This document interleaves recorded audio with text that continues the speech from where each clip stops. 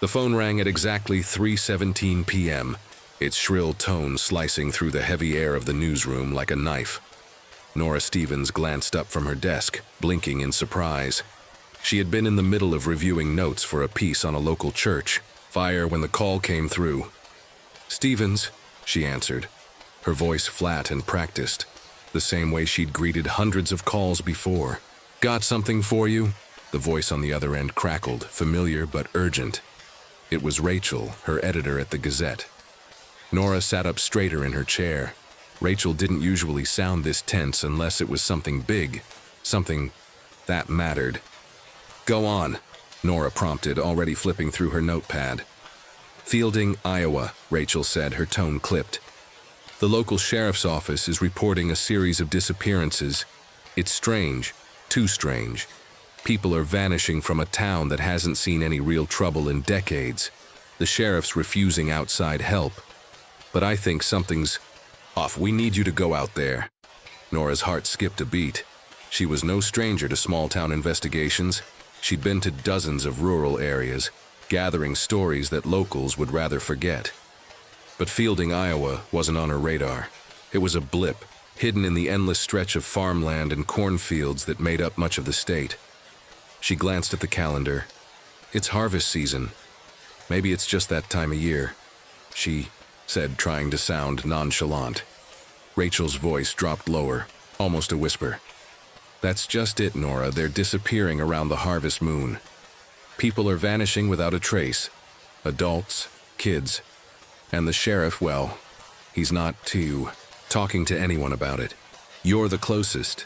Get there and figure out what's going on." A chill ran down Nora's spine. She had spent enough time in small towns to recognize the signs of something much darker than a simple missing persons case. When people started vanishing in places like this, it usually wasn't just a case of foul play. It was the start of something much worse, something the locals would never speak of aloud. "Fine," she said after a beat. "I'll head out now." "Good, I'll check in with you later," Rachel replied. And Nora, "Be careful." The line went dead before Nora could respond. She sat there for a moment, staring at the receiver, the unease settling deeper into her chest. Whatever was happening in Fielding, she knew it wasn't just a string of disappearances. It never was. The drive from Chicago to Fielding took longer than she anticipated. The road stretched out endlessly before her, flanked by row after row of corn, their golden stalks swaying in the breeze. Nora had made the mistake of imagining the drive as a peaceful escape from the city, just her and the open road. But as she neared the outskirts of Fielding, a sense of isolation began to settle over her. The wind picked up, sending the cornfields into a constant motion like an ocean of green and gold. She passed mile after mile of empty farmland, and the silence was deafening. By the time the small town of Fielding appeared on the horizon, the sun was beginning to dip below the tree line, casting long shadows across the dusty road. Nora pulled into the town's main street, which seemed oddly quiet for a late afternoon. The usual hustle of small-town life was absent. No farmers finishing up work, no children playing outside. Instead, there was a strange stillness, an almost unnatural quiet that made her skin crawl. She parked outside the town's diner and grabbed her camera bag from the passenger seat. The diner had the kind of faded charm that spoke of decades of history, the kind of place where everyone knew everyone else's name. Nora could feel the weight of the town pressing against her, even before she entered. The bell above the door jingled as she stepped inside, and the room fell silent. The few patrons sitting at the counter, a couple of men with weathered faces, looked up at her with curiosity but didn't say a word. It was the kind of silence that only happens when a stranger walks into a place where strangers are rare. Behind the counter stood a woman with graying hair tied back in a tight bun. She wore an apron, her hands busy wiping down the counter, but she didn't look up right away. Nora could feel the eyes of the two men on her, but she ignored them and walked toward the counter. "Excuse me," she said, clearing her throat. "I'm looking for information on a few disappearances. I'm a reporter for the Gazette in Chicago. You might have heard of me." The woman didn't respond, just continued her work. moving slowly, methodically, as though taking her time with every motion. Nora took a deep breath, feeling the weight of the silence pressing in. "My name's Nora Stevens. I'm here to get the story on the missing people in town," she said again, a little louder this time. Finally, the woman looked up, her eyes dull and tired, like she'd seen too much. "You a reporter?" she asked in a voice so low that it barely carried across the counter. Nora nodded. "I'm looking for information. Any details would help." The woman's eyes flickered toward the two men, who were watching them closely, and then she leaned in. "You should talk to Sheriff Halstead, but don't expect him to give you anything. He's been tight-lipped since it started." "Since it started?" Nora pressed. "What's been going on exactly?" The woman hesitated. For a moment, Nora thought she wasn't going to answer, but then she sighed deeply, glancing around before speaking. "People have been going missing. I mean, just disappearing. One after another. No one knows why. But it's not just a coincidence, not around here." "Why not?" The woman looked at her, her face drawn tight with some unspoken fear. "The harvest is coming. And that's all I'm saying. You should leave, girl. This town isn't safe for outsiders anymore." Nora swallowed hard. Her instincts screamed at her to leave, to turn around and drive back to the city. But she couldn't. She was here for a reason, and if there was even a shred of truth to what the woman was hinting at, Nora wasn't about to let it go. "I'll talk to the sheriff," she said firmly. "I need to get the story." As Nora left the diner and walked toward her car, she couldn't shake the feeling that the town was watching her. Every movement felt under surveillance, every glance a warning. It was a feeling she had experienced before, a feeling that told her she was getting too close to something the town wanted to keep hidden. Something ancient. She had to know what it was. The wind outside had picked up, howling through the cracks in the diner's windows like a warning. Nora sat in the small booth near the back, nursing a cup of black coffee that had gone cold. The conversation with the woman at the counter lingered in her mind, leaving a knot of unease that she couldn't shake. The harvest is coming. Those words echoed through her thoughts like a chant, their meaning just beyond her grasp. She could feel the weight of the town's eyes on her as she sat there. The two men at the counter were still watching her, and she had no doubt they had seen her pull into town. Small towns had a way of noticing newcomers, especially those with notebooks and cameras.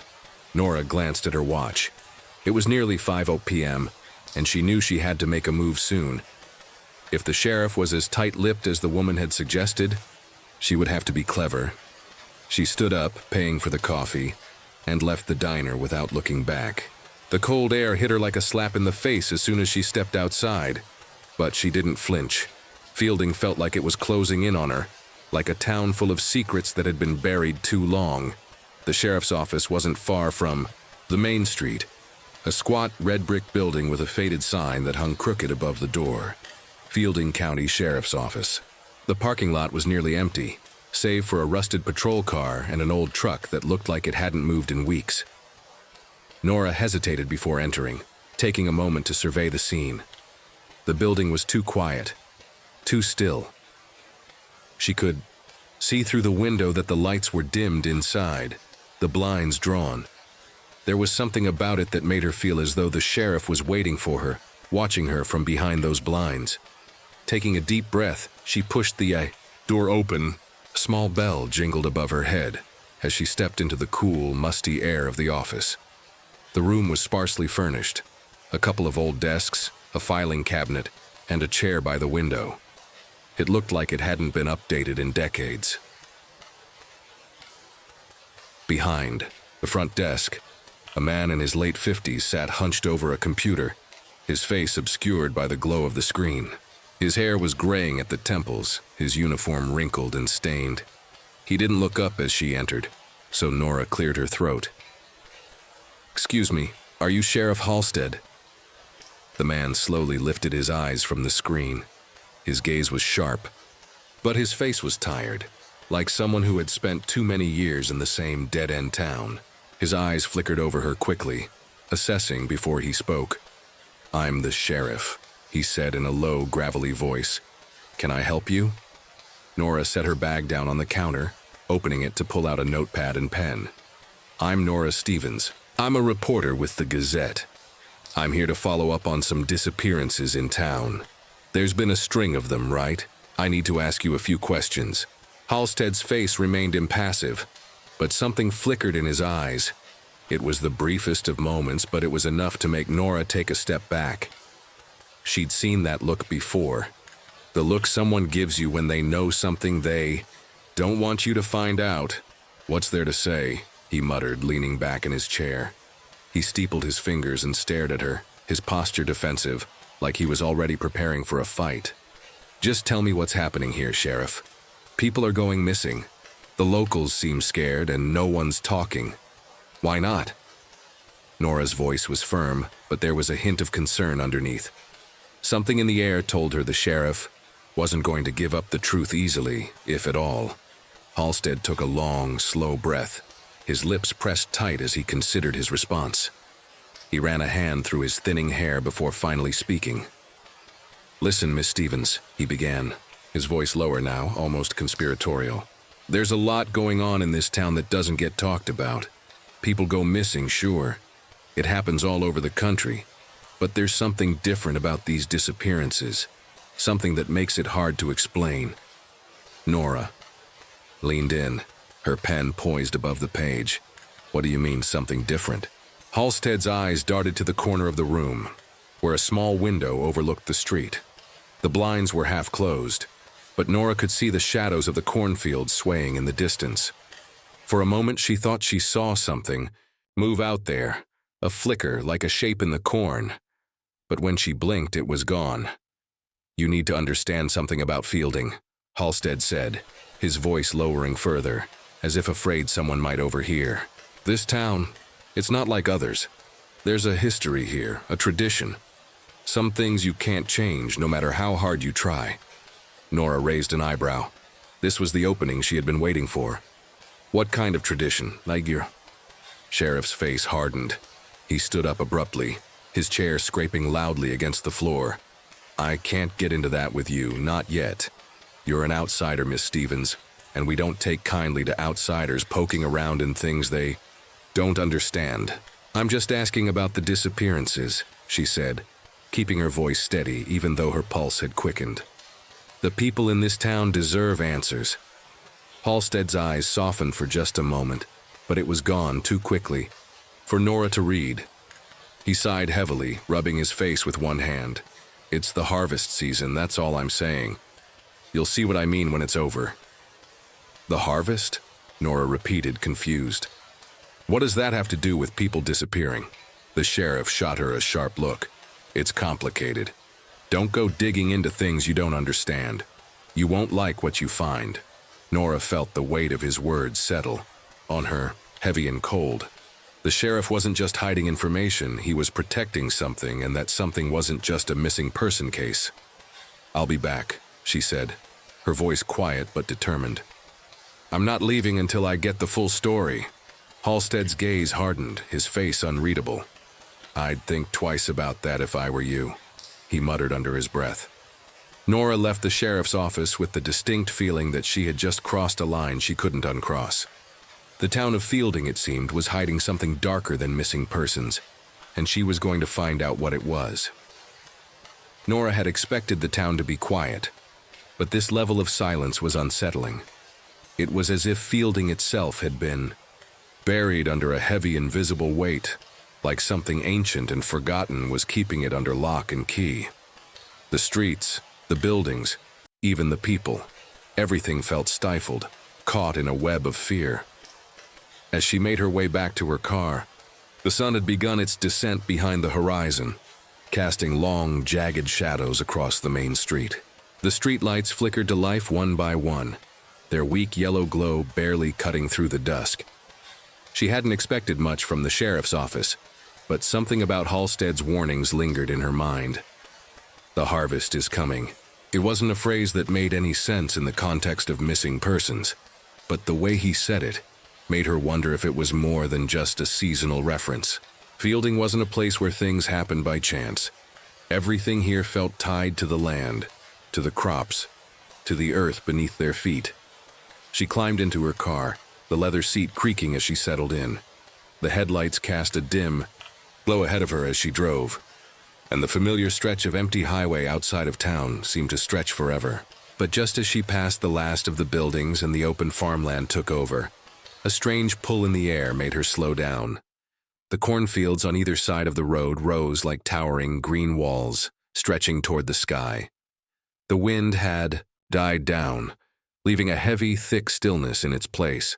She felt a sudden compulsion to stop, to get out of the car. Maybe it was the isolation, the sharp sense that she was being watched, but something felt wrong, like the land itself was, breathing, waiting for her to take another step. With a sigh, Nora turned off the engine, leaving the car idling in the middle of the road. She wasn't sure why she was drawn to the fields, but the urge was undeniable. Grabbing her camera and notepad, she climbed out and stood for a moment in the cool evening air, letting it brush against her skin. The corn around her rustled, moving, in unison, like a low hum running through the stalks. The ground beneath her feet felt solid, but there was something unsettling about the quiet. It was the kind of silence that pressed against her eardrums, heavy with expectation. As she walked closer to the edge of the field, her foot caught on a tuft of dry grass, sending a small cloud of dust into the air. Nora steadied herself, glancing around. The wind had picked up again, swaying the corn in rhythmic waves. For a moment, she almost thought she saw something, or someone, move within the thick stalks. It was too brief, too fast, but she couldn't ignore the sense of unease creeping up her spine. She was about to turn back when she heard a voice. "Help me." It was faint, barely more than a whisper carried by the wind, but it was there. Nora's heart skipped a beat. She wasn't alone. Instinctively, she reached for her camera and took a few steps into the field. The further she went, the thicker the air became, until it felt like a heavy fog had descended. She paused, listening. The voice had come from somewhere, deeper in the corn. It was faint again, a rasping breath on the wind, but it was unmistakable. "Help me." The voice was weaker this time, strained as if the speaker was near collapse. Nora's pulse quickened. It wasn't a cry for help she could ignore. She moved forward cautiously, her footsteps muffled by the soft earth beneath her boots. Her breath came faster now, the tension in the air tightening around her. The darkness in the field seemed to grow deeper with every step, and the distant creaking of the corn stalks felt like it was closing in on her. She had no idea what she was walking toward, but she couldn't stop herself. Something was pulling her forward, something desperate, and then she saw her. The woman stood motionless, her body half shrouded by the thick rows of corn. Her long, unkempt hair hung around her face, strands of it sticking to her skin like it had been dragged through the dirt. She wore a torn dress, stained with something dark and unidentifiable, the fabric barely clinging to her gaunt frame. Her eyes, wide and unblinking, were locked on Nora, but there was something wrong with her gaze. It was hollow, as if she were looking through Nora instead of at her. The woman's face was pale, so pale it almost seemed as if it were made of wax. Her skin was taut over sharp bones, the sharp angles of her cheeks and jaw exaggerated under the thinness. But what made Nora's stomach tighten with dread was the blood that stained her clothes. It wasn't fresh. It was dark, dried, a deep rust color that had seeped into the fabric and into the dirt around her.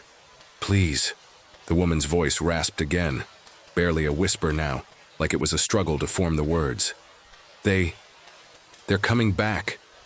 Nora's throat tightened, a mixture of fear and curiosity overtaking her. She took a step forward, her voice trembling as she asked, "Who's coming back?" The woman's eyes flickered, but there was no real recognition in them, no comprehension.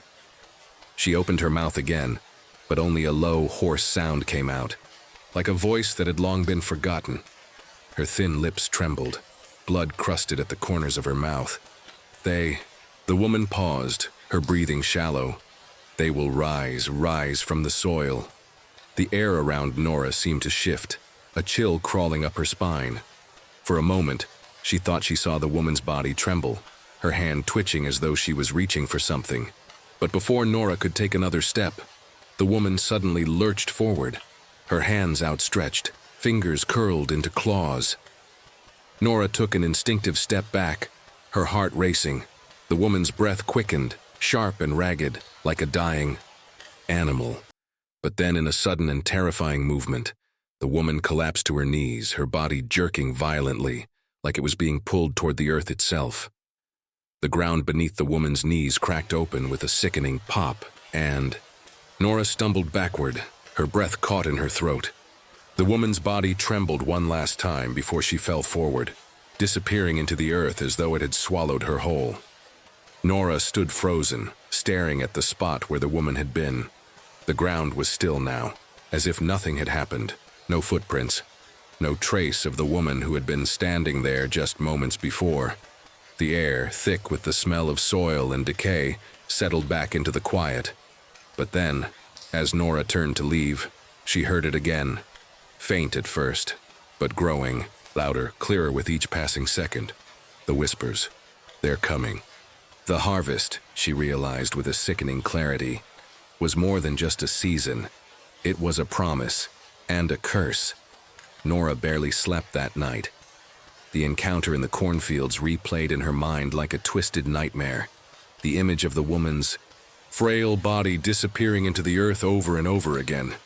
She couldn't shake the feeling that something had happened out there, something unnatural.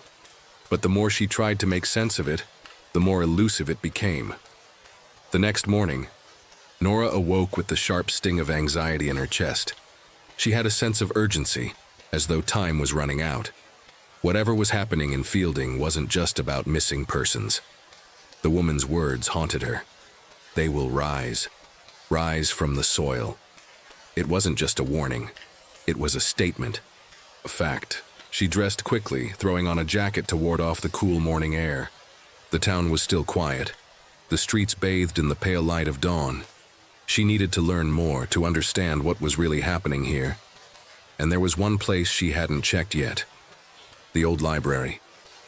Fielding's library was a small, two-story building with red brick walls and a faded sign above the door that read, Fielding Public Library. It was tucked away on a side street, its windows dark and covered by thick curtains. The air around it felt heavy, like the library was holding something back, something locked away. Nora pushed open the door with a low creak and stepped inside, greeted by the smell of old paper and dust. The space was surprisingly dim, the only light coming from the windows at the far end, filtered through the dusty air. Rows of bookshelves lined the walls, filled with forgotten tomes and ancient records. The silence was profound, and Nora felt a pang of discomfort as she stepped further inside. At the front desk, a middle-aged woman with short graying hair looked up from a book she was reading. She smiled faintly but said nothing as Nora approached. "Hi, I'm looking for any books on Fielding's history," Nora said, trying to sound casual despite the knot in her stomach. "Hear anything unusual about the town? Something old?" The librarian's smile faded slightly, and she regarded Nora with a strange look, almost like a warning. She hesitated before responding. "Unusual?" The librarian's voice was low, almost a whisper. "That depends on what you consider unusual. Fielding's got its fair share of old stories, but I wouldn't say anything's out of the ordinary."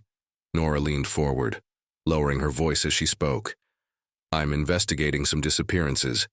It's been happening for years. People go missing, then it stops, and now it's happening again." The librarian's eyes flickered nervously, and she glanced toward the back of the library, as if checking to see if anyone was listening. She stood up slowly. "I'll show you something," she said finally, her voice barely audible. Nora followed her to the back of the library, where the shelves were even older, filled with leather-bound books and yellowed pages that looked fragile. To the touch, the librarian moved with surprising speed for her age, pulling out a thick, dusty volume from one of the shelves and setting it down on the table in front of Nora. "This is a local history book," she said softly, "but it's not something people like to talk about. It's about the town's founding, about what happened here, before it was founded." Nora opened the book, the pages crackling under her fingers. The text was dense, filled with names, and dates she didn't recognize. The writing was old-fashioned, hard to read, but she could make out a few key phrases. Her heart skipped a beat as she read aloud to herself.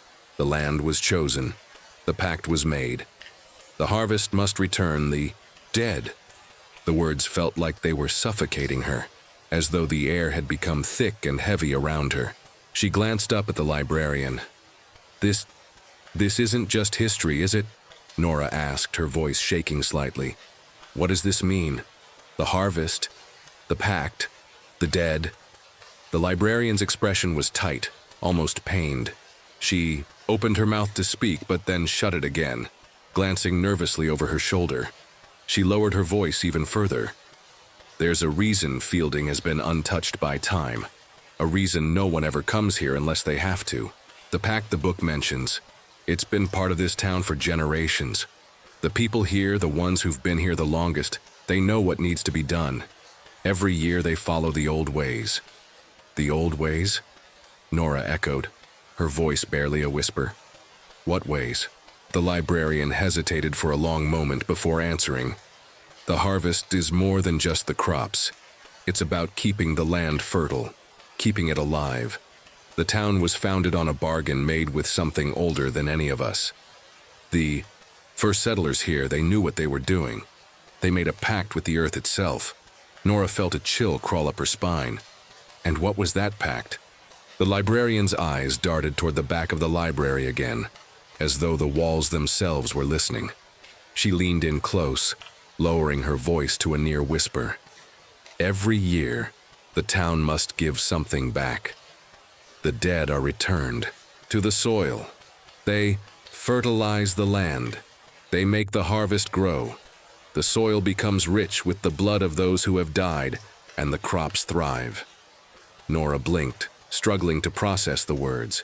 She knew she had come across something dark, but this was beyond anything she had imagined. The dead fertilize the land. The dead? Nora asked, her voice hoarse. You mean the missing people? The librarian nodded gravely. It's been going on for centuries. Every harvest season the town gives up its dead to the soil. They're buried, yes, but they're not gone. They're never really gone. Nora's mind raced, trying to piece together the puzzle. But if that's true, why is it happening again now? Why are people going missing again? The librarian's face hardened, her gaze distant. It's happening because the pact is breaking. Something is wrong. The dead, they're not staying in the soil anymore, they're rising, and no one knows how to stop it. Nora swallowed, her throat dry. She looked down at the book again, her hands trembling. The words were more than just an ancient story. They were a warning. The dead were returning, and whatever was happening in Fielding was far more terrifying than she had imagined. We can't stop it, the librarian whispered, her voice strained. No one can. Nora closed the book with a loud snap. The weight, the revelation settling over her like a shroud. I need to talk to the sheriff, Nora said, her voice hardening with resolve. This needs to stop. The librarian didn't respond. She simply stared at the book in front of them, her eyes filled with fear. Nora left the library with the feeling that the ground beneath her feet wasn't quite solid anymore. The weight of the librarian's words pressed down on her chest, suffocating her with every step. The pact is breaking. The dead were no longer staying in the soil. They were rising. Her mind swirled with thoughts of what she had learned. The harvest, the soil, the dead. Every missing person, every strange occurrence, every fearful glance from the townsfolk, everything was connected. And whatever force had been holding the town together was starting to unravel. She needed to talk to Sheriff Halstead. If what the librarian said was true, the sheriff had to know more. He had to have answers. But deep down, Nora knew he wasn't going to give them up easily. The people of Fielding were protective, hiding something far more dangerous than she had originally thought. The dead were coming back, and whatever happened next, she wasn't sure anyone would be able to stop it. The air had grown heavier as the sun began to set, casting an eerie orange light over the streets. The distant hum of the cornfields, usually barely audible, seemed louder now, more insistent. She glanced toward the horizon, her heart racing with the thought of what might be waiting for her out there. Nora made her way back to the sheriff's office, determination setting her shoulders square. She would get the truth from him, no matter what. The door to the office swung open with a low creak and the bell above it jingled faintly. Halstead was behind the front desk again, his eyes hidden behind the glow of the computer screen. He didn't look up as she entered, his fingers still tapping methodically at the keyboard. "Sheriff," Nora said, her voice firm. "We need to talk." Halstead's hands froze mid-typing, and for a split second Nora thought he might ignore her. But then he sighed, slowly looking up from his screen. His eyes were tired, the weight of whatever secret he was keeping dragging them down. "Like lead. I told you before, Miss Stevens," Halstead said, his voice rough with exhaustion. "You're better off leaving. It's not safe for you here." Nora didn't back down. "I'm not leaving until you tell me the truth. What is happening in this town? The disappearances, the strange things people are whispering about, the woman in the cornfield. You know something. You have to." Halstead's face hardened, the mask of indifference slipping just a little. He leaned back in his chair, his fingers resting on the arms, but he said nothing for a long while. Nora could see the internal struggle in his eyes, the conflict between his duty to the town and his desire to protect it from whatever was coming. She knew he was holding back, but she couldn't figure out why. Finally, Halstead spoke, his voice low, almost a whisper. "You want the truth, Miss Stevens? Fine, but you need to understand that some truths are better left buried." Nora leaned forward, her heart pounding. This was it. She could feel it. "The harvest," Halstead began, his eyes distant like he was staring at something far away. "The people of Fielding made a deal long ago, a pact with the earth. The land here, it's special, but it demands something in return. Every year the dead must be returned to the soil. They are sacrificed so the land will remain fertile. The crops will grow. The town will prosper. If we don't honor the pact, if we break it, there's a price." Nora's blood ran cold.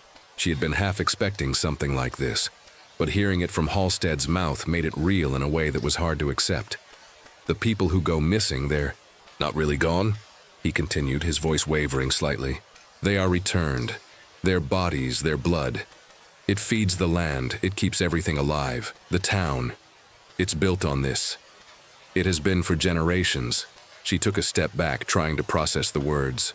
"So, all those people, the missing? They're buried in the fields." Halstead nodded grimly. "Yes, it's part of the tradition. But there's something you don't understand, Miss Stevens. The harvest isn't just a crop. It's a cycle.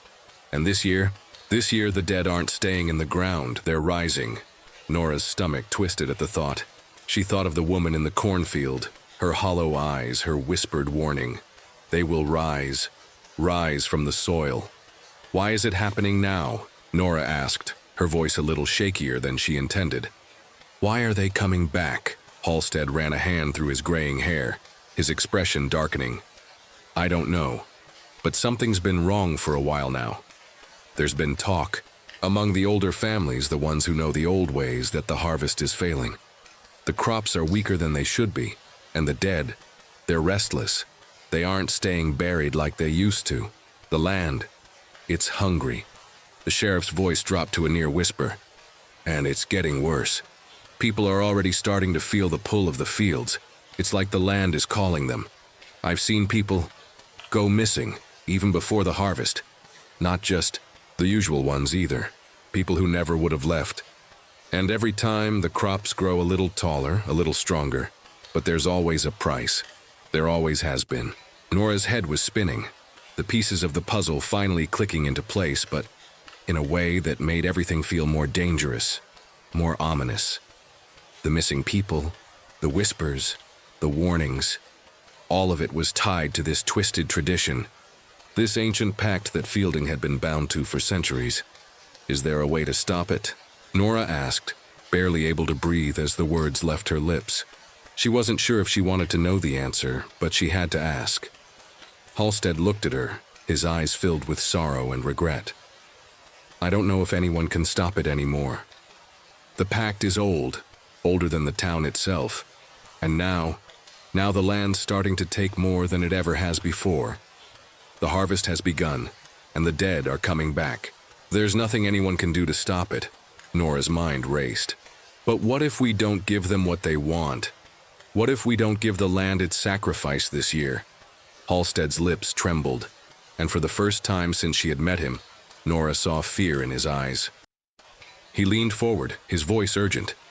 If we don't honor the pact, the land will turn on us. It will take what it wants. And this time, it won't stop. A chill ran down Nora's spine, and for a moment she thought she could hear the distant sound of rustling corn, of something moving just out of sight, something old, something hungry. The harvest has begun, Halstead whispered, almost to himself, and it won't be finished until the land gets what it's owed. The sun was setting again, casting long shadows across the town of Fielding. The streets, which had once seemed ordinary and mundane, now felt like they were holding their breath, waiting for something to happen. The weight of the sheriff's words hung heavy in the air. The harvest has begun, and the dead are coming. Becky and Nora stood in the small motel room, the stale air of the place clinging to her skin like the dust of the earth itself. She had called the sheriff's office earlier in the day, but Halstead hadn't answered. She had tried to shake off the growing unease that had been gnawing at her since their conversation, but the more she thought about it, the less convinced she was that there was anything anyone could do to stop the horror that was unfolding around them. Her thoughts kept returning to the woman in the cornfield. That hollow, desperate face. The warning. They will rise from the soil. Nora grabbed her jacket from the bed and slipped it on. The night air was cooling, and the heaviness of the town was even more palpable at dusk. She couldn't stay in the room, pacing back and forth, unable to think. She had to do something. She had to find out more. Anything that could help her. Understand why the dead were rising and what, if anything, could stop it. She stepped out into the night and made her way back toward the center of town. The streets were eerily quiet, save for the distant sound of wind rustling through the cornfields. As she walked, she noticed something strange. The silence wasn't just the absence of sound. It was an unnatural quiet. The usual hum of crickets. The rustle of wind through trees. Everything had been swallowed by the stillness. Nora's steps quickened as she neared the sheriff's office again. But this time, it wasn't just curiosity or fear of the unknown that urged her forward. It was the sense that something terrible was about to happen. She needed answers, and the only place that could offer them was Fielding's heart. The fields themselves. She had no idea what she was looking for out there. But if she could find the answers anywhere, it was in the earth, the land, the soil, the place where the pact had been made. The fields were vast and silent, stretching out endlessly under the dark sky. The full moon above hung like a pale, watchful eye, bathing the land in a sickly glow. The corn was taller than it had been when she first arrived, the stalks thick and dense, creating walls of green that seemed to close in on her with every step she took. The whispers were back, faint at first like the wind, but then growing, louder. They seemed to call to her, beckoning her deeper into the field. Her heart pounded as she moved forward, unable to resist. Something was drawing her in, something primal, something that felt both ancient and terrifyingly alive. As she walked, the air grew colder and she could see her breath puff out in the night. The further she went into the field, the more the whispers grew. "Help us! Come closer! The dead are waiting!" Nora stumbled over the uneven ground, her breath coming in sharp, ragged gasps. The field was no longer a place of just crops. It felt like a living, breathing entity, its pulse thudding beneath her feet. And then she saw them. At first, it was just a faint movement at the edge of her vision, like a shadow slipping between the stalks of corn. But when she turned to look, she saw them clearly. The figures were pale, too pale, and their bodies moved with an unnatural stiffness, like marionettes controlled by invisible strings. Nora's breath caught in her throat. They were people. Bodies. But they were wrong. They were gaunt. Their skin stretched tight over brittle bones, their eyes glazed and hollow. The figures moved in unison, their limbs jerking stiff and mechanical, as if the earth itself were pulling them along. Her feet felt rooted to the ground, her body frozen in place.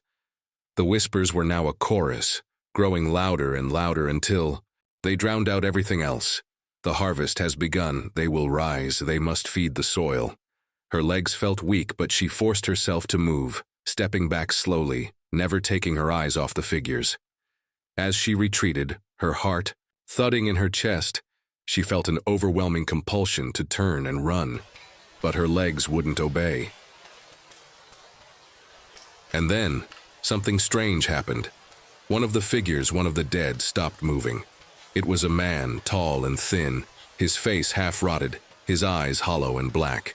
He turned to face her, his head jerking unnaturally, and for a brief, horrifying moment, their gazes locked. "It sees me." The thought ran through her mind like a bolt of electricity, and her heart skipped a beat. She could feel the weight of its gaze, cold and empty. The thing wasn't just aware of her, it was searching for her, hunting her. The dead weren't just mindless, they had purpose. She stumbled back, her breath hitching as the figure slowly moved toward her. The other figures followed suit, their bodies jerking forward in unison, dragging their limbs as though they had just emerged from the grave.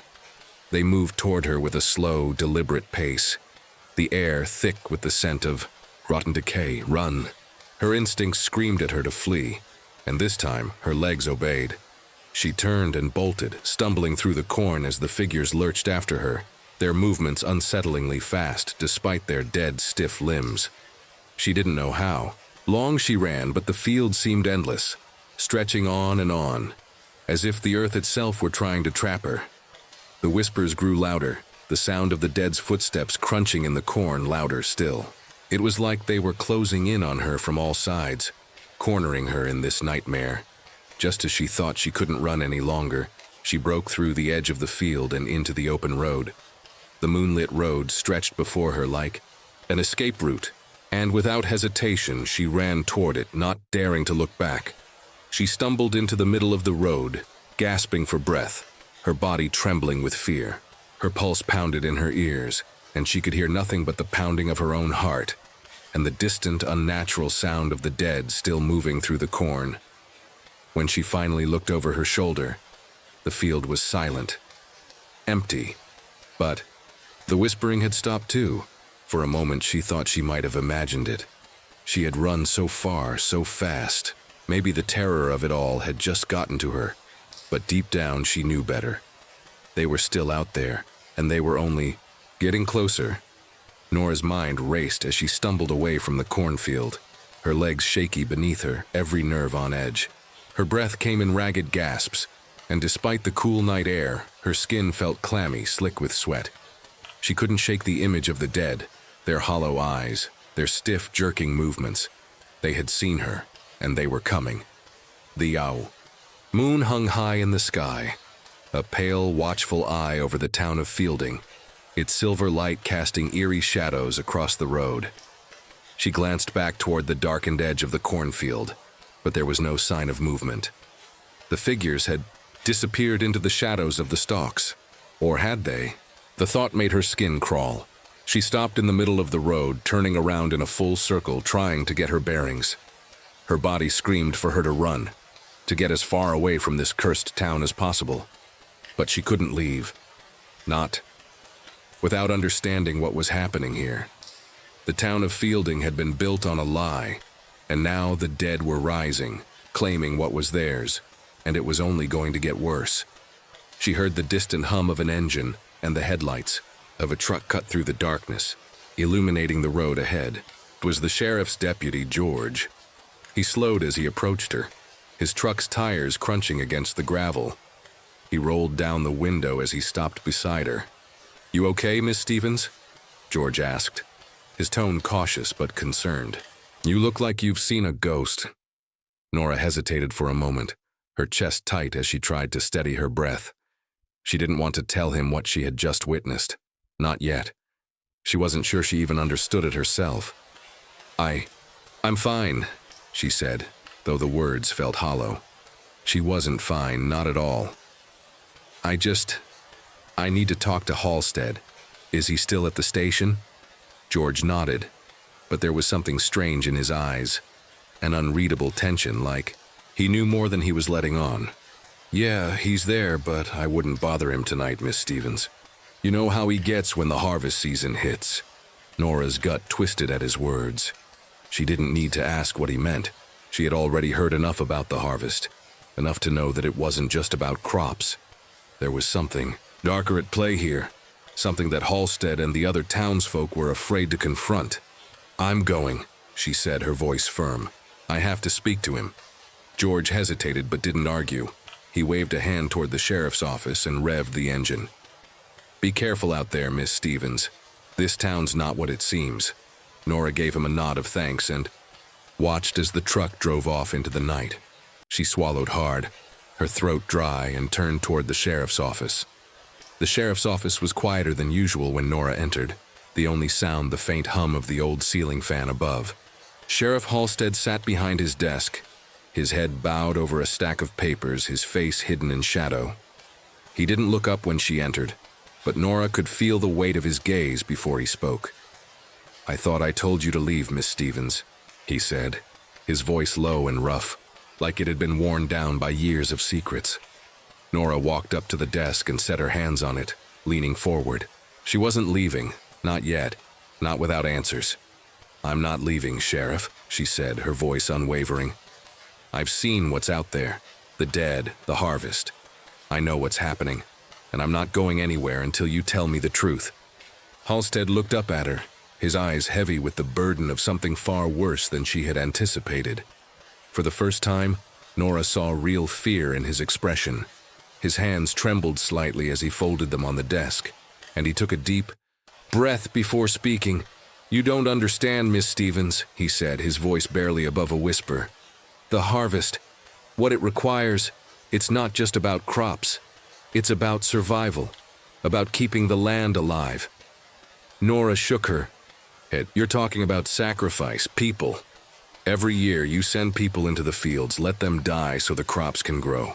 But this year, the dead aren't staying in the ground, they're rising, and if we don't stop it, Halstead interrupted sharply, his eyes narrowing. You don't understand, do you? You think we can just stop this, walk away from it? You think this is something we can control? You've seen what's happening. The land is hungry. It's always been hungry. Nora's pulse quickened and she leaned closer, her hands gripping the edge of the desk. Then tell me how we can stop it, Sheriff. Tell me how we stop the land from taking what it wants. Halstead sighed deeply, the sound a mixture of regret and resignation.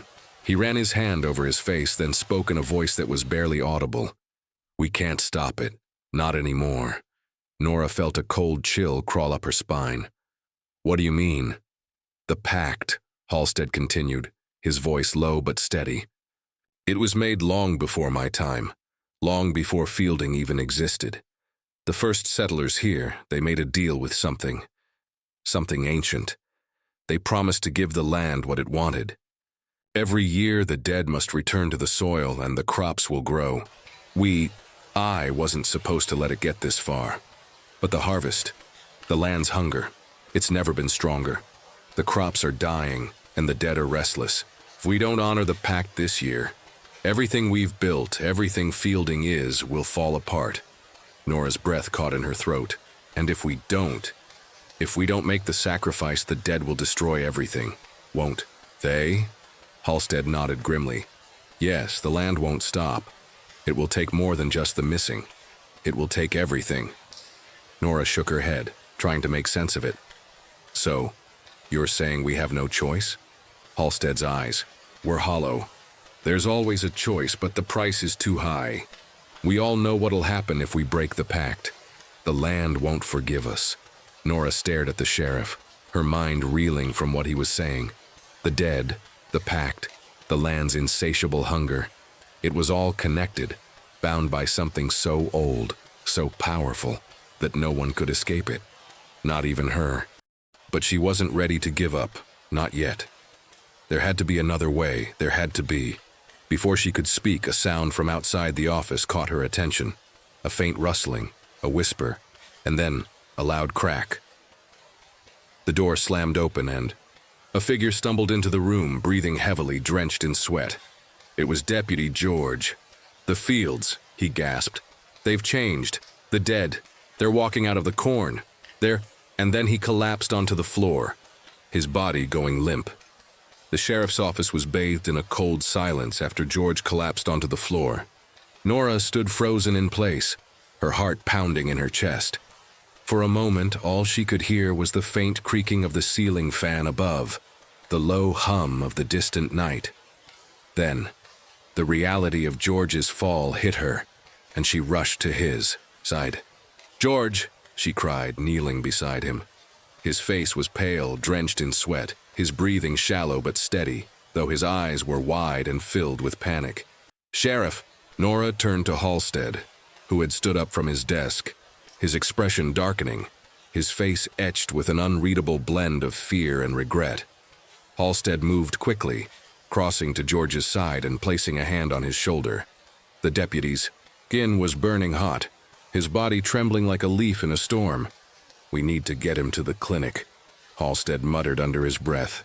"Now." Nora nodded, but she couldn't shake the feeling that there was more to George's collapse than just exhaustion or heat. Something had happened in the field, something that had made the deputy lose control.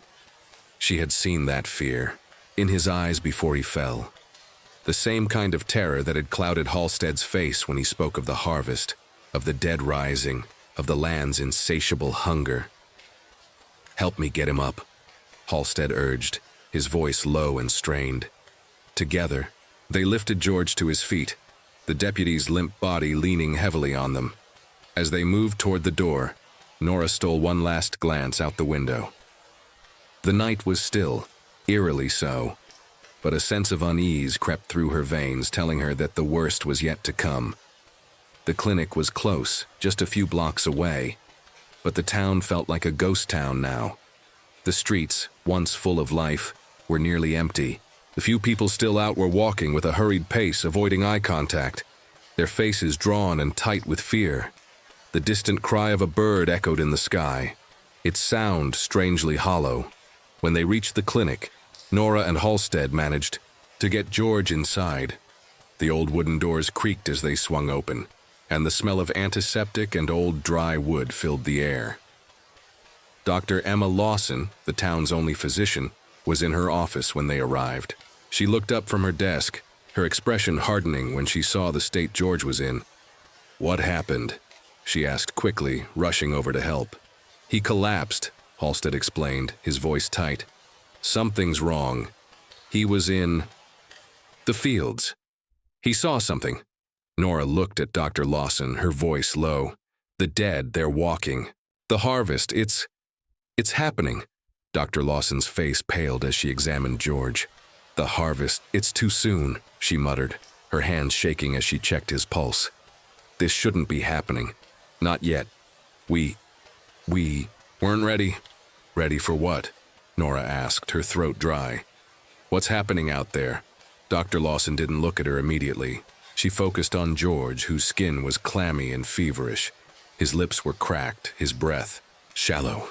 "They're rising," she said finally, her voice barely above a whisper. "The dead, the harvest, it's been happening earlier than it should. The land, whatever it is, it's pulling them out of the soil. Something's wrong. The soil's hungry, and the pact, it's failing." Nora felt a wave of dread wash over her. She looked at Halstead, but his face remained unreadable, the burden of the town's dark secret weighing heavily on him. The sheriff opened his mouth to say something, but hesitated. "The blood moon," Dr. Lawson continued, her voice trembling now.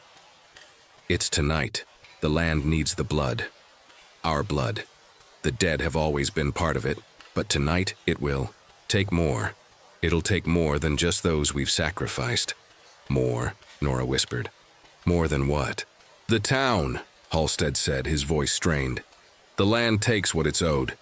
Tonight it will rise and it will take, and the only way to keep it from claiming everything is to feed it. Nora's stomach turned. Feed it? With what? Halstead's eyes flickered with a brief, painful understanding. With blood.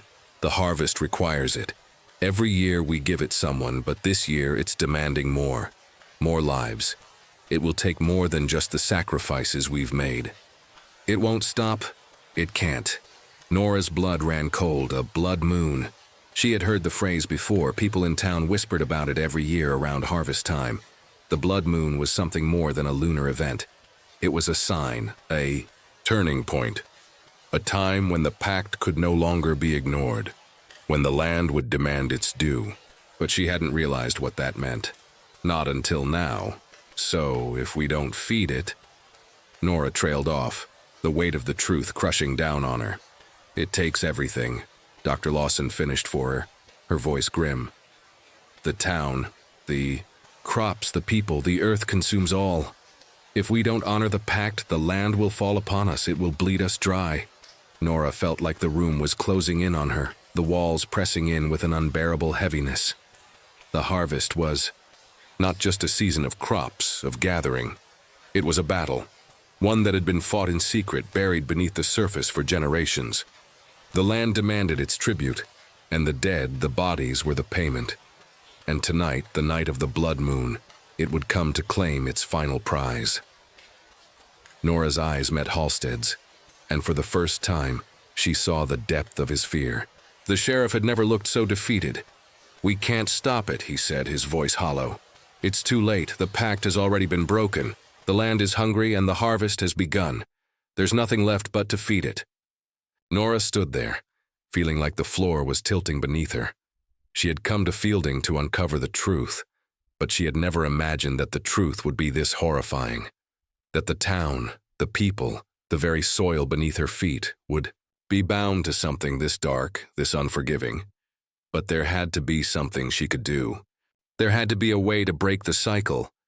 Before she could speak, George's eyes fluttered open, and he gasped, his voice hoarse. It's already started." Nora's heart skipped a beat. "What do you mean? What started?" "The dead," George whispered, his voice trembling with fear. "They're coming for us. They're walking out of the fields. The harvest. It's here."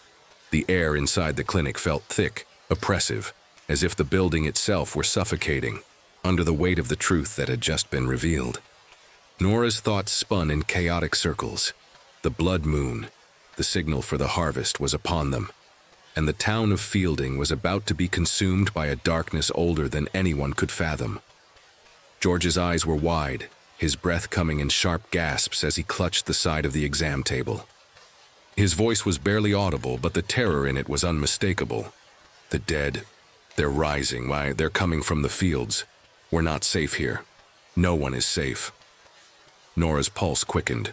Her throat was dry, and the weight of the situation seemed to be pressing down on her chest. She turned toward Halstead, who stood by the window, looking out at the pale, ghostly light of the moon filtering through the cracked blinds. His face was unreadable, but the clenched fists at his sides betrayed the depth of his internal struggle. "We can't hide forever," Halstead muttered, more to himself than anyone else. "They're coming for us, and they'll come for everyone. The pact, the land doesn't care. If it doesn't get its due tonight, it'll consume all of us." Dr. Lawson moved toward a cabinet in the corner, pulling open drawers in a frantic, almost desperate manner. "We need to prepare," she said, her voice strained. "We need to protect the people still in town, the ones who aren't in the fields yet. If we don't do something..." Nora interrupted her, a sudden clarity breaking through the fog of fear. "We need to stop it. Not just hide. The pact, it's been broken, hasn't it? The land wants more than it's been given. It's hungry." Halstead's gaze snapped to hers. "It's more than just hunger. The land doesn't care about justice or fairness. It takes. If we don't stop it, if we don't end this cycle, it'll never stop. Ever. This town, the land, it'll be a hollow shell feeding on itself forever." Nora felt a chill crawl up her spine. Forever. That word, spoken so casually, made her blood run cold. But there was no time to waste on fear. She had to find a way to end this. She looked at Dr. Lawson. "You said something about breaking the pact. Can we do that? Is there any way to stop it?" Dr. Lawson hesitated, her eyes darting to Halstead as though seeking permission. The sheriff nodded grimly. "Tell her." Dr. Lawson took a deep breath, her face pale and drawn. The pact was made generations ago. The settlers here, they didn't just make an agreement with the land. They made a deal with something that's been here long before them. The land is tied to it. It's tied to the soil itself. It needs a blood price to stay alive. And every year we've offered someone to it to keep the balance, but now it's asking for more. Nora felt the room spinning again. "But you said the land is hungry. Does that mean we can't feed it? Can we stop the cycle by offering more blood?" Dr. Lawson shook her head. "That's what it wants, yes, but that's exactly why it can't be stopped. Once the harvest is triggered, it spirals. The land, it demands more than just a few. Takes everything it can." "Then there's nothing we can do?" Nora asked, a sense of dread sinking deep in her chest.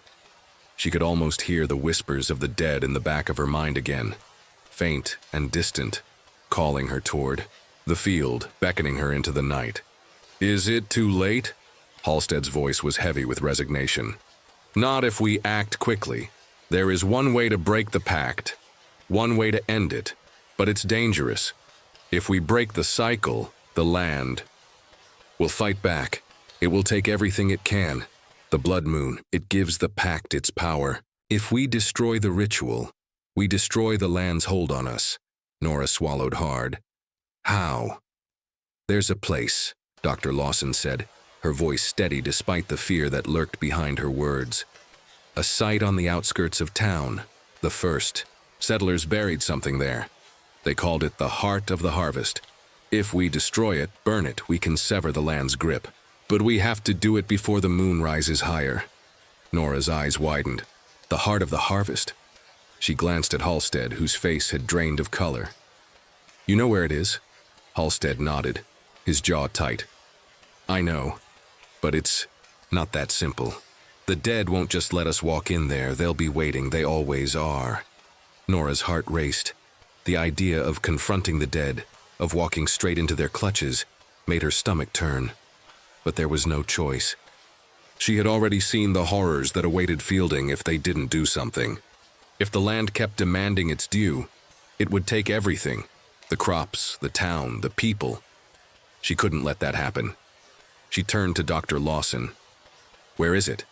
Dr. Lawson's voice was steady but filled with a quiet urgency. "I'll show you. But we have to move fast. The moon is almost at its peak." The night was thick with tension as the three of them moved through the town, making their way toward the edge of the cornfields. The streets were empty, the town eerily quiet except for the occasional rustling sound carried by the wind. Nora couldn't shake the feeling that the dead were out there, watching them, waiting. The air seemed to vibrate with the energy of the land, as if it could sense their approach, could feel the disruption of the pact. Every step she took felt heavier, as if the earth itself was trying to pull her down, to bury her in its endless hunger. As they reached the outskirts of the town, Nora noticed a large stone monument rising from the earth, surrounded by a dense thicket of trees, the heart of the harvest. It was an ancient-looking structure covered in moss and vines, as if it had been there for centuries, its true purpose hidden beneath the layers of time. Dr. Lawson stepped forward, pointing to a carved symbol etched into the stone. "This is it," she said quietly. "This is where it all began." Nora nodded, her stomach tightening.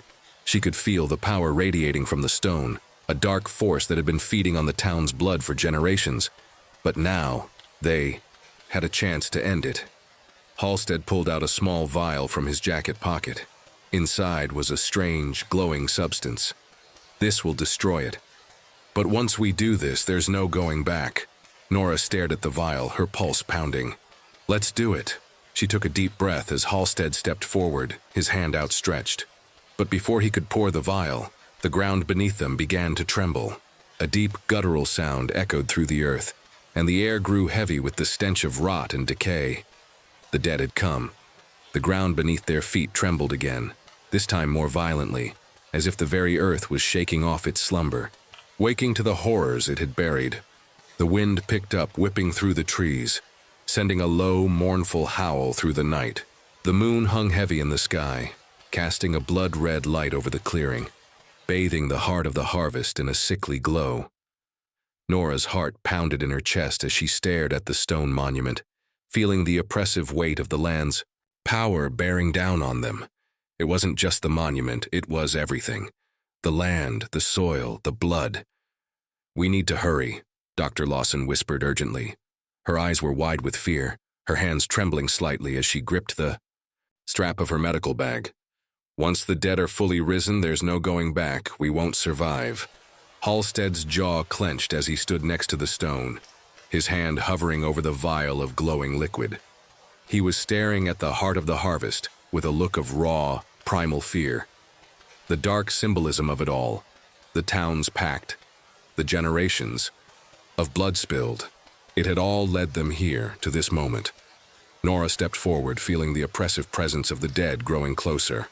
She could hear the distant shuffle of footsteps, low growls, the groan of the undead rising from their graves, hungry for the souls that had fed the land for centuries. She didn't know how much time they had left. "Halstead," Nora said, her voice low but firm. "We have to destroy it, now." The sheriff nodded, his face pale as he uncorked the vial. He didn't speak, but his eyes met hers, and she saw the rawness of his struggle in them. He had spent his life defending the pact, believing that this cycle of sacrifice was the only thing keeping Fielding alive. And now, in this moment, he had to make a choice: break the cycle and risk everything, or let the land continue its insatiable hunger. He poured the glowing liquid onto the heart of the harvest. For a moment, nothing happened. The wind died down, the trees fell silent, and the ground ceased its trembling. Nora held her breath, her fingers clenched at her sides. Then, the earth split open. A loud crack echoed through the air, followed by the horrifying sound of something ancient and malevolent stirring beneath them. The heart of the harvest began to glow with an eerie, pulsing light, and the earth around it churned, as if something were clawing its way out from deep within. Nora stumbled backward, her heart racing. What is happening? Why isn't it working? Before anyone could answer, the first of the dead emerged from the earth. A gaunt, twisted figure crawled from the soil, its fingers scraping at the ground, its skin pale and stretched tight over its bones. Its eyes, empty and sunken, locked onto them with a chilling, predatory gaze. "Too late," Halstead murmured, his voice hoarse. "The land, it's fighting back. It won't let go, not without a price." The air grew colder as more figures emerged, rising from the soil like rotting crops. Dozens of them, their eyes gleaming with a predatory hunger. They shuffled toward them with stiff, unnatural movements, their bodies jerking and twitching as if pulled by invisible strings. The stench of decay filled the air, nauseating in its intensity. "We have to get out of here," Dr. Lawson hissed, fear flashing in her eyes. "We can't fight them all." "We can't run," Nora said, her voice rising with desperation. "We need to finish this. We have to finish this." The undead were closing in, their hands reaching out to grab them. To drag them into the dirt? Nora's breath caught in her throat as she saw them. Dozens of them, all staring with those hollow, bloodshot eyes, their mouths gaping open in silent, eternal screams. "We're not leaving here until this is over," Nora said, more to herself than anyone else. She looked around frantically. She needed something, anything to stop them. In that moment, her eyes landed on the stone monument again. The pulsing, dark energy was emanating from it, the glowing liquid slowly being absorbed by the heart of the harvest. The land was rejecting it, fighting to keep its hold on Fielding. The pact had always been with the land, but what if they could break the land itself? Nora ran toward the stone, ignoring the crawling undead behind her. She reached into her bag, pulling out a small fire starter kit she had tucked away earlier in the day. Her fingers shook as she set the small pieces of kindling ablaze, the fire catching quickly. "What are you doing?" Halstead shouted, his voice full of panic. "We have to burn it," she shouted back. "We have to destroy the heart of the harvest before it consumes everything." Nora held the flame close to the base of the monument, her heart racing. The undead were closing in, their hands grasping for her, but she couldn't stop now. She couldn't let them all die for nothing. With a single breath, she thrust the fire starter into the dry, brittle roots of the monument. The flame caught immediately. For a split second, the world held its breath. The dead stopped moving. The ground stilled. Even the wind seemed to stop, as if the land itself was waiting. Then, a violent explosion of sound erupted from the stone. The fire spread like a wildfire, licking at the monument's surface, the wood and stone burning away in a flash. The undead around them shrieked as the flames began to scorch their decaying flesh. Their bodies writhed and screamed, but it was too late. The fire had already begun to consume everything, the stone, the soil, the very heart of the land. Halstead grabbed Nora's arm, pulling her away from the inferno, his face alight with a strange, grim relief. "It's working," he said, his voice cracking. "It's working." But just as they thought it was over, the sky darkened even further. The blood moon burned brighter, casting a hellish red light over the scene. The land seemed to scream in agony, the fire fighting back the darkness, but it wasn't enough. The dead were still moving, still coming. "No!" Nora screamed, her voice raw with panic. "It's not finished, it's not enough." Halstead looked down at the monument, his face hardening as the stone began to crack apart. "It's not just the heart," he said grimly. "The pact was with something deeper, something beneath us. It's not over until the land itself is destroyed." Nora's heart sank. They hadn't just needed to burn the heart of the harvest. They had to destroy the land itself, the land that had kept Fielding alive for generations. The pact couldn't be broken with fire alone. It needed something more devastating. The undead closed in around them, and Nora realized then that there was only one way to break it all. The land, the harvest, the pact. They had to burn it to the ground.